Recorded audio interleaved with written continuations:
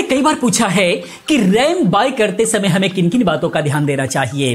RAM हमें bye करना है, हमारे सिस्टम में कौन सा रैम लगेगा, या फिर जो हमने प्रोसेसर खरीदा है इसमें कौन सा रैम लगेगा, कितने जीबी तक हम लोग लगा सकते हैं, कहां तक बढ़ा सकते, कहां तक अपग्रेड कर सकते हैं, इन सब के बारे में वीडियो बनाइए। तो ये वीडियो बिल्कुल उसी पर डेडिकेटेड होने वाली है।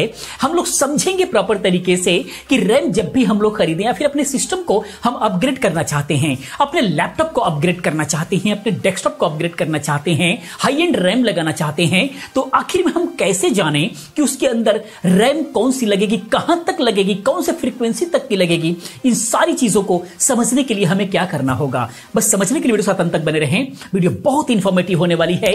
जितने भी लोग कंप्यूटर के बारे में जानना चाहते हैं, कंप्यूटर रखते हैं, उन सबको ये वीडियो जरूर देखनी चाहिए। आइए हम लोग बात करते हैं।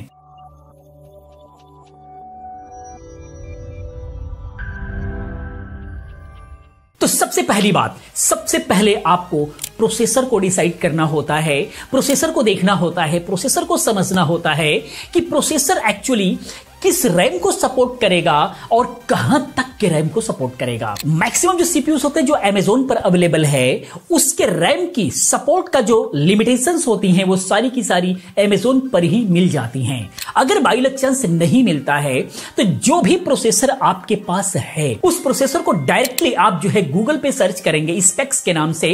मान लीजिए 10th जनरेशन कोर i3 का 10th जनरेशन हमको देखना है कि इसके अंदर, यानी कि कोर i3 का 10100F को हमें जानना है कि इसमें हम रैम कौन सा किस मेगाहर्ट्ज तक और कितने जीबी तक लगा सकेंगे, ये हमको जानना है। तो अगर आप अमेज़न पे जाते हैं तो अमेज़न पर भी आपको इसका डिटेल्स दिखाई दे जाएगा। अगर वहां नहीं मिलता है तो आप इसका स्पेक्स देख लीजिए जो कि गूगल पे मिल जाएगा, वहां पर मिलेगा। जैसे मान लीजिए अगर हम इसी का उदाहरण ले लेते हैं, i3 का 10100F का अगर हम जानना चाहें इसके अंदर जो हम रैम लगाएंगे वो लास्ट कितने जीबी तक लगा सकते हैं, कितने मेगाहर्ट्ज तक लगा सकते हैं। तो यहां पर अगर हम अमेज़न की बात करें तो इसका स्पेक्स यहां पे मिल रहा है। इसके अंदर हम 128 जीबी तक का जो है ड्यूल चैनल का रैम लगा सकते हैं और DDR4 का लगा सकते हैं, और वो भी 2666 मेगाहर्ट्ज तक का लगा सकते हैं।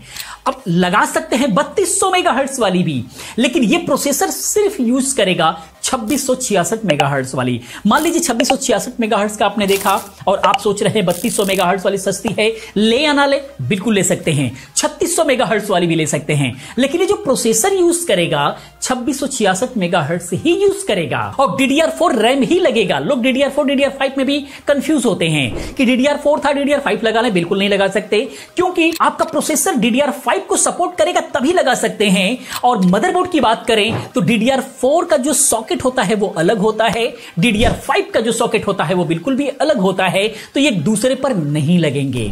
ये चीज क्लियर हो गया पहले ही। ड्यूल चैनल की अगर हम बात करें तो इसका भी समझना बहुत ज्यादा जरूरी है। अब ये जो प्रोसेसर है वो ड्यूल चैनल को सपोर्ट करता है, ये भी जरूरी है। कहने का मतलब ये है कि अगर आप एक मदरबोर्ड पर दो अगर रैम लगा रहे हैं, दो स्टिक लगा रहे हैं, तो उस कंडीशन में अगर आपका प्रोसेसर और मदरबोर्ड ड्यूल चैनल को सपोर्ट करता है तो आपको डबल बेनिफिट होगा। मान लीजिए 16 जीबी अगर आप लगाते हैं, सिंगल स्टिक लगाते हैं और उसका स्पीड मान लीजिए 3000 MBPS हुआ, तो उस कंडीशन में क्या होगा कि जो उसकी रीड राइट स्पीड है, जब भी आप वर्क करेंगे, प्रोसेसर वर्क करेगा तो 3000 MBPS पर ही वो वर्क करेगा। लेकिन वहीं पर अगर प्रोसेसर ड्यूल चैनल को सपोर्ट करता है, मदरबोर्ड ड्यूल चैनल को सपोर्ट करता है, तो वहां पर अगर 8-8 जीबी के दो लगा देते हैं तो 16 जीबी ड्यूल चैनल हो गया। तो उस कंडीशन में क्या करेगा कि ड्यूल चैनल में दोनों ही रैम एक साथ काम कर रही होती हैं। कोई भी आप वर्क कर रहे हैं तो 3000 MBPS के स्पीड से आपकी पहली वाली भी रैम काम करेगी और 3000 MBPS के स्पीड से जो है दूसरी भी रैम काम करेगी, दोनों एक साथ काम करेगी, तो 6000 MBPS की स्पीड आपको मिल जाएगी। तो यहां पर बेनिफिट्स आपको डबल हो जाता है। लेकिन एक साथ अगर आप बाय करते हैं, अगर अलग अलग बाय करते हैं तो उसमें उतना मजा नहीं है, वो सही तरीके से सपोर्ट नहीं करती। अगर ड्यूल चैनल अगर आपको बाय करना है तो दोनों ही मेमोरीज एक साथ अगर आप बाय करते हैं अमेज़न पर मिल जाएगा। थोड़ी महंगी होती है क्योंकि ये कैलिब्रेटेड आती है ऑलरेडी पहले से, दोनों की फ्रीक्वेंसी बिल्कुल भी प्रैक्टिकली मैच करेगा तभी ये सही तरीके से परफॉर्मेंस दे देती हैं। लेकिन अगर अलग अलग एक ही सेम ब्रांड का सेम फ्रीक्वेंसी अगर अलग अलग खरीदते हैं तो अब तो आजकल चल जाती हैं, पहले चलती भी नहीं थी लेकिन अब चल जाती है, लेकिन परफॉर्मेंस आपको उस हिसाब से नहीं मिलेगा। तो ड्यूल चैनल का इतना बड़ा बेनिफिट होता है। सिंगल चैनल में क्या होता है कि अगर मान लीजिए आपने 8-8 जीबी का दो लगा रखा है, सिंगल चैनल सपोर्टेड जो है आपका सीपीयू है और मदरबोर्ड है। तो पहले अगर कोई हैवी फाइल आपने ओपन किया है जिसकी रिक्वायरमेंट 6 जीबी की है तो एक ही यूज होगी। 8 जीबी की है तब भी एक ही यूज होगी। अगर 9 जीबी की रिक्वायरमेंट अगर हो जा रही है रैम की तो 8 जीबी पहले वाले का यूज करेगा और उसके बाद 1 जीबी दूसरे वाले का यूज करेगा, लेकिन स्पीड आपको वही सिंगल वाली ही मिलेगी। इसीलिए अगर सिंगल चैनल का अगर आपका प्रोसेसर है तो ड्यूल लगाने का कोई फायदा नहीं, आप सिंगल ही लगा लीजिए, कोई फर्क नहीं पड़ता। तो इस तरीके से ड्यूल चैनल और सिंगल चैनल काम करते हैं। तो सीपीयू का इस तरीके से पता हो जाएगा, एक्सपेक्स से आप पता कर सकते हैं। उसके बाद मदरबोर्ड का भी आप एक्सपेक्स से ही पता कर सकते हैं। जनरली जो है बेसिकली अगर आप अमेज़न पर देखते हैं कोई भी मदरबोर्ड तो मदरबोर्ड का हेडलाइन में ही लिख जाता है कौन सी रैम को सपोर्ट करेगा, कहां तक सपोर्ट करेगा। अगर मेन हेडिंग में नहीं है तो नीचे डिटेल्स में जाएंगे तो पता लग जाएगा। अगर वहां भी नहीं मिल रहा है तो आप इसके स्पेक्स पर जाएंगे, जो इसका नंबर डालिए। जैसे अगर हम उदाहरण के तौर पर देखें तो MSI Pro B760M-E मदरबोर्ड को अगर हम देखते हैं तो ये 12th जेन और 13th जेन दोनों को ही सपोर्ट करता है।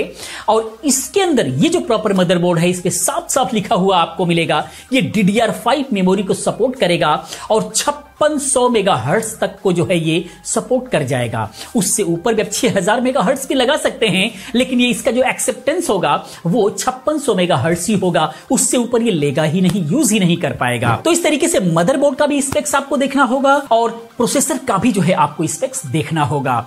ये बहुत ही ज्यादा जरूरी है। उसके बाद ऑटोमेटिक आप निर्धारित कर पाएंगे कि आपके पास जो मदरबोर्ड है वो कौन सा सपोर्ट करेगा और जो प्रोसेसर है वो किसको सपोर्ट करेगा, उसके हिसाब से आप अपग्रेड कर पाएंगे। फिलहाल डेस्कटॉप के लिए अगर आप बाय कर रहे हैं रैम तो मैं सजेस्ट करूंगा कि हीट सिंक वाली आप बाय करें, जो बहुत ही ज्यादा बेहतर है, क्योंकि आज के डेट में बहुत ही फास्ट मेमोरीज आ रही हैं जिसका रीड राइट फास्ट होने की वजह से वो हीट होती हैं और हीट को डिसिपेट करने के लिए जो है आपको हीट सिंक वाली रैम होना बहुत जरूरी है। वो हीट होगा तो आपका कोई डाटा लॉस भी नहीं होता है और जो स्पीड होती है वो बिल्कुल बरकरार बनी रहती है। बहुत सारे मैक्सिमम कंपनियों का जो है आपको हीट सिंक वाली मिलेगी। थोड़ा मोड़ा रेट का डिफरेंसेस होता है 200-400 रुपए का, वो अगर लगाते हैं तो फायदे में रहेंगे। बाकी अगर 2 स्टिक अगर आपको लगानी है तो ड्यूल चैनल ही लगाएं, आपके लिए बेहतर होगा। बाकी ब्रांड की अगर हम बात करें कि कौन सा ब्रांड का लेंगे तो बहुत सारे अच्छे ब्रांड है जिसका आप बाय कर सकते हैं बेफिक्र होकर के, अगर सही बजट में आ रहा है। और सभी ब्रांड में जो है सभी फ्रीक्वेंसीज मिल जाती हैं, सभी वैल्यूज मिल जाती हैं, जैसे क्रूशियल हो गया, सैमसंग हो गया, XPG हो गया, G-Skill हो गया, कुरसैर हो गया।